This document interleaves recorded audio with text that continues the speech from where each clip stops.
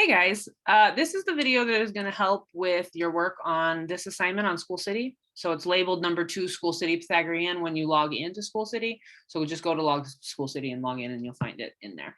I'm going to go over 6 of the problems with you, and then I'm leaving 2 for you to try on your own. And you'll notice that I already have some things loaded over here into my calculator. So I did want to point out to you that it would be good for you to go into Desmos and click on graphing calculator and use one in case you don't have a calculator to use. I am gonna show you, I preloaded them so it'd be a little bit faster, but I'm gonna show you the setup for each problem. So if you look at number 1, the first thing to figure out is, are you looking for a hypotenuse or a leg? That's the first question for all of these solving problems. So you're going to find the right angle. You're going to look at what's across from it, and you're going to see. So this is the hypotenuse. So this is what I'm looking for in this problem. When you have the hypotenuse, the steps for these problems are all the same, and I'll show you that in just a minute. But hypotenuse means that you're looking for the biggest side, and you're really deciding between addition and subtraction. And I always look at it like, if you're looking for the biggest side, then you are going to add in the middle. And I'll show you why. So if I look at that formula, a squared plus b squared equals c squared, and I fill in, right, this is leg squared plus leg squared equals hypotenuse squared, I'm going to fill in these legs that I have. So I have 8 squared plus 13 squared equals c squared. And then I would go through this and figure out what 8 squared plus 13 squared is, which we can do just over here for fun if we want, just to prove that we're doing it the right way. So 8 squared plus 13 squared. So that's 233.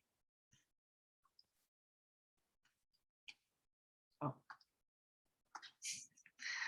get out of here. This program I'm using, I tried to use a new program this morning, and I will say this is the second time I've recorded this video because it didn't work out, this new program.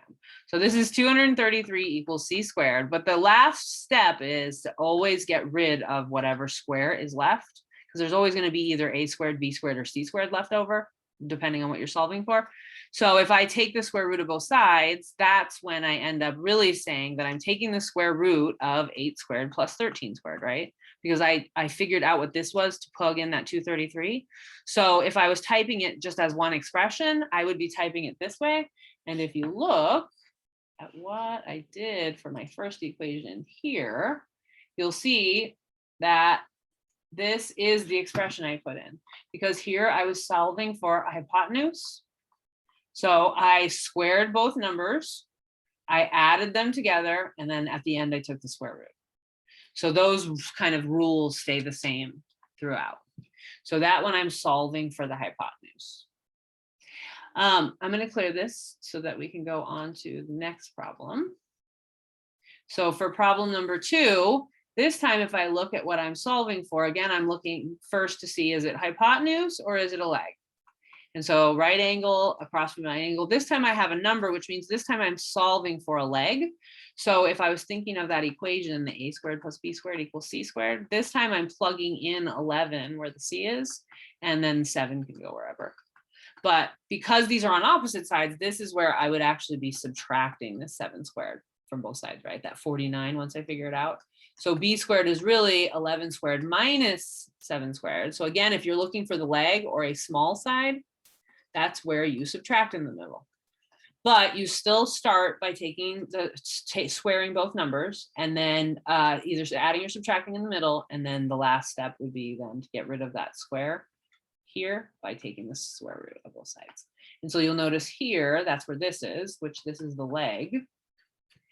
I also wanted to point out, though, because I did want to show you this list, but this time I figured out a decimal answer here, but the actual answers are in still written as radicals. So really I can figure that out by saying, well, what is 121 minus 49? And that's 72.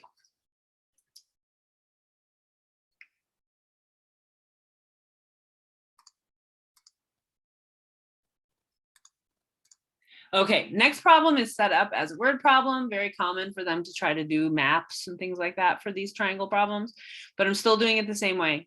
look across from the right angle, I see that my hypotenuse is missing this time. So that means I'm going to be adding them.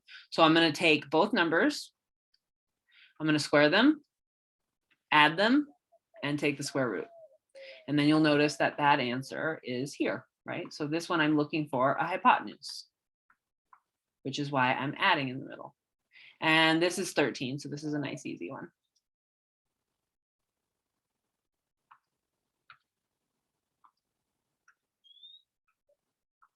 All right, ladder problems, very common. The building and the ground make a right angle, right? They're perpendicular to each other. So if I'm looking across from this, I do have the hypotenuse. This time I'm looking for this leg here, this X.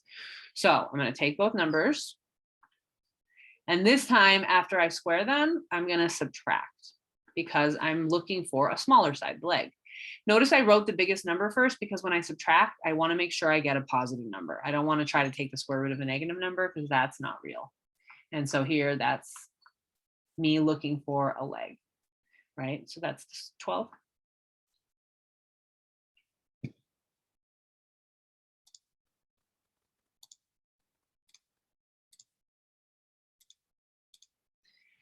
Lots of times they'll give you a rectangle and ask you to look at it with this diagonal line, which is literally called a diagonal. This is the diagonal right here. And so you're really just paying attention to the right triangle that it creates when you draw that diagonal in, this right triangle. And so my corner here is my right angle. So I'm looking for the hypotenuse this time, which is the biggest side. So since I want to get bigger, I'm going to add. So I take both numbers and add them together after I square them. And then I would take the square root. Just to point out, I did put that here with a decimal answer, right? So I was looking for the hypotenuse here. But it does ask me to figure it out with a radical. So I'm just going to keep simplifying. So this would be 4 plus 16, which is pretty easy to see that it's the square root of 20.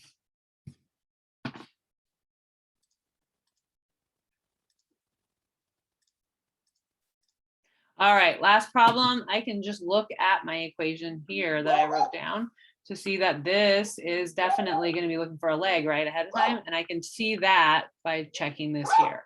So the hypotenuse here is 10.3. And then I'm looking for, oh, not the hypotenuse, but I put that. Hypotenuse, exclamation point. So I'm really looking for the leg with the question mark. So since I'm looking for the smaller side, that means I'm going to subtract them. And so I have 10.3 and 9. I'm going to square them. I'm going to subtract. I'm going to take the square root. And here it already says I got 5. All right. So just a reminder that you are going to come to School City. You are going to find this number 2 School City Pythagorean theorem assignment, and you're going to finish up the last 2 problems on your own after going through this video and doing the first 6 with me. All right. Good luck to you. And have a nice weekend.